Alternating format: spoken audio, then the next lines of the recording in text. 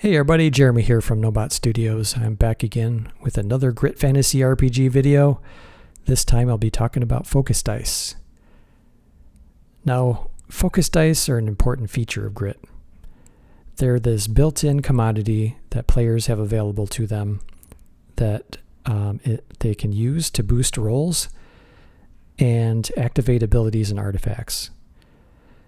Now, the use of these focus dice really create these dramatic moments in gameplay.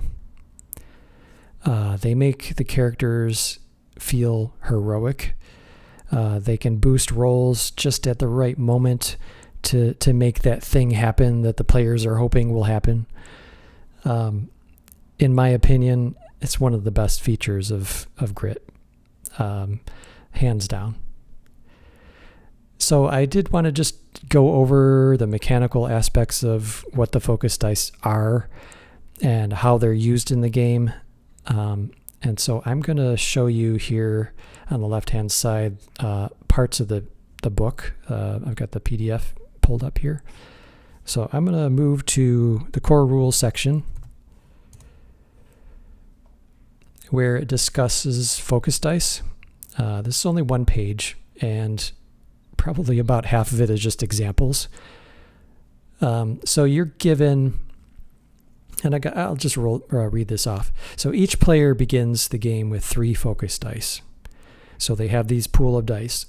It's a D4, a D6, and a D8. They can each be used only once per session to boost an aspect roll or to activate abilities and items. Only one focus die can be used per turn, and only after an aspect roll has been made, if an aspect roll is made. Or only one focus die can be used to activate abilities and items. You can't stack these up in a turn.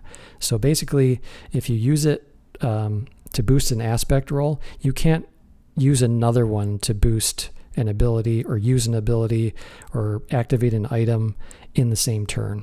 So you only get one per turn. So they cannot be shared, used for fixed or straight damage, or to impact timers or rolls of NPCs, PCs, or monsters.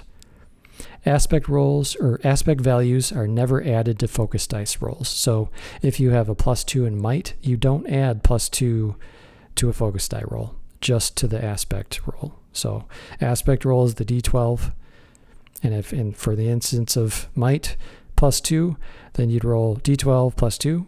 And then if you wanted to add a focus die to that, you would choose one of the 3 that you have, if you have 3, and then roll that die and add it to get a new total. Once a focus die has been used, it is discarded from the game. So in the instance of playing in person at the table, you could have like maybe a bowl in the middle of the table where you put the focus dice in, or maybe just hand it off to the GM and they can keep it in their own little space. That's how I've done it in games. On the virtual tabletop, it's a little trickier. What I end up doing is having a section with the focus dice with the player, a version or picture of the player character. And I just take those focus dice and put them in an unseen area with Fog of War once they're used. Okay. Here I give you a couple examples. One is about like more combat driven. The other one is like using a artifact. So the first example is while being chased by a horde of skeletons, Grim tries to jump over a chasm and misses his prowess roll by 2. A D6 focus die is chosen, and a 3 is rolled to make the initial attempt succeed. With a sudden burst of energy, Grim clears the chasm. Using that focus die, save the day. So same character, Grim is badly wounded. This is example 2. After an attack from a nasty ghoul. On his next turn, he uses his Shard of Healing that says to discard and roll a focus die, healing the amount rolled. So he rolls a 7 on a D8 focus die, heals that amount up to max, and he's ready to get back in the action. Okay. Now, focus dice are recovered, but only at the start of a multi-session game. So they're never recovered in a one-shot game unless there's some kind of like long rest in there, like that's like days or a day or 2 or 3 or a week. Usually it's not going to happen in a one-shot. But that is all determined by the GM. So it's all in, how your game is going basically. But in a typical one-shot game, you're not going to recover your focus dice. Only used focus dice may be recovered. They do not accumulate from one session to the next. So they don't stack up on each other. You get only those 3, and the ones that you use that are discarded are just recovered back to you. So you never have more than 3. Okay. Unless an artifact or something changes that. All right. So the example for recovery is in the first of a multi-session game, Grim used his D4 and D8 focus dice. Since he spent several days resting between sessions, he recovers those dice at the start of the next game. Had the first session ended mid-battle, he would not have been able to recover his focus dice until there was suitable downtime. So like, let's say you're in a game that's, you're 2 hours into a 4-hour game and you kind of have to close it out for the night. You're like in the middle of combat and you've used up most of the focus dice. Well, you don't like start the next session with full stock of focus dice. Like you're still in the battle, so there's no chance of resting within that time span. So like, the next session that you get into to finish up that 4-hour stretch, you're going to start off with what you had when you ended the session last time, if that makes sense.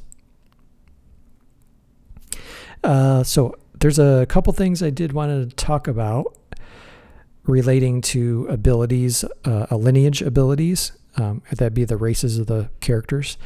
And because there's several that have abilities that interact with focus dice mechanically. So I'm going to kind of fast forward here move forward in the book. And we're going to go to the Froom. Okay, so their ability, each lineage has an ability. Their ability is Spore Plume. So as an action, sacrifice a focus die. So on your turn, as an action, you just pick a focus die out of your pool, discard it, and then this happens. All targets in melee range must succeed a hard valor roll or sprint away from you on their next turn. So super simple to deal with. There's no rolling involved with that. You just sacrifice your focus die and that thing happens. Okay. There are a number of artifacts that work that way. So the next one I want to go down to, I'm going to scroll down here. Actually, the Giant is another one that's interesting. So their ability is Brute Strength. So after making a might roll, you may use any number of focus dice to boost that roll. So essentially what that means is that you can roll your regular aspect roll using might, like melee weapon attack, or like pushing a door, breaking a door, or like lifting something. And instead of using just one focus die, you can use any number of the ones that you had. And you could do it one at a time if you wanted to. So you could do, let's say you roll, you've got +2 might. So you roll a d12 +2 and you get like a 10. Okay. You decide to add a d4 focus die to that and you roll a 3. So that makes your total 13. You're like, you know what? I want to do a little bit more damage. So I'm going to add a d6 focus die to that. And you roll a 5. So suddenly you're up to 18 damage if it was a melee attack roll. So that's what you can do with Brute Strength. You could just use any number of focus dice whenever it's a might roll. Let's see, the next one would be Human. And what they have is cool. It's called Rigorous Training. So your focus die pool is D6, D8, and D10. So basically, you know, the standard focus die pool is D4, D6, and D8. Humans, however, have D6, D8, and D10. It's a little bit of a boost, but it makes a cool little heroic difference with those characters. So, a very cool ability. And there are some, not many, but some artifacts that do that where they'll change the focus die pool. And I'll go over one of those in a moment. The last one I wanted to show of the abilities would be the Wildern. And their ability is natural reflexes. So they simply add +2 to all focus die rolls that they make.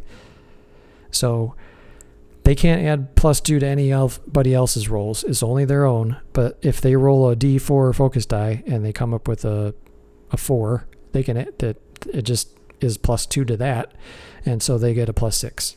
So another cool ability. It's super simple, easy to remember, and works very well. Wilderns are very popular. So there's a couple other things I wanted to go over relating to artifacts. There are a lot of artifacts that have focus dice related mechanics. And one of them here is, we're going to Books and Scrolls here on page 120. And this one is the Tome of Light. I've got it highlighted here. So as an action, sacrifice a focus die. So just like the Froom, you sacrifice the focus die. A short radius glimmering aura surrounds you. Undead who fail a hard valor roll will not enter it. And this lasts D4 rounds. So again, simply sacrifice the focus die roll. You know, that goes away. Gets handed to the GM or whatever you decide. And that shimmering, glimmering aura surrounds you, and undead may not enter that space.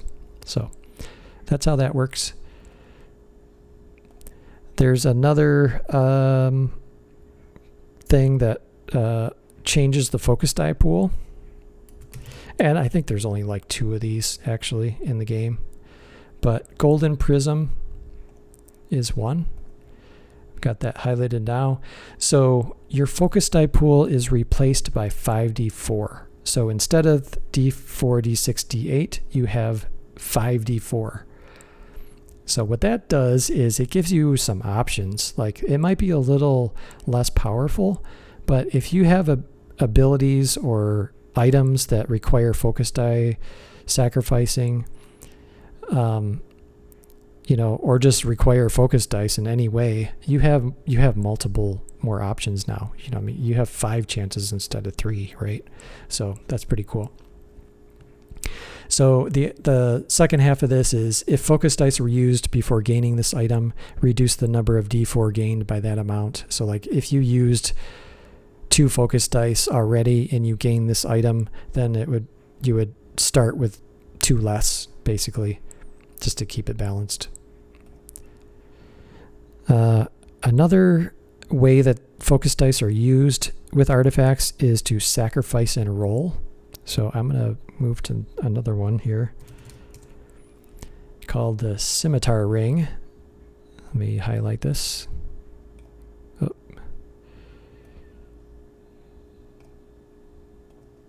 And as an action, sacrifice and roll a focus die. So you're sacrificing this die. You're giving it a roll before you hand it off. But this is what happens. That many scimitars appear, dealing 2 damage each, up to an equal number of targets at short range. So let's say you roll a D4 focus die and roll 2 on that. You have 2 scimitars that appear, dealing 2 damage each, up to an equal number of targets. So up to 2 targets within short range. So you could see that if you jumped or dropped a D8 on that and rolled it, you could potentially attack 8 targets at once, dealing 2 damage each. And if you're fighting like really weak mooks that only have 1 grit, you could wipe out a whole slew of them in one shot. So pretty cool item. That kind of use is a little bit more rare, the sacrifice and roll. There are some, but a lot of them are just as an action sacrifice a focus die, like the one below it, the Slumber Ring. So, as an action, sacrifice a focus die. Targets within short range must succeed a valor roll or fall asleep for d4 rounds. Will wake if attacked.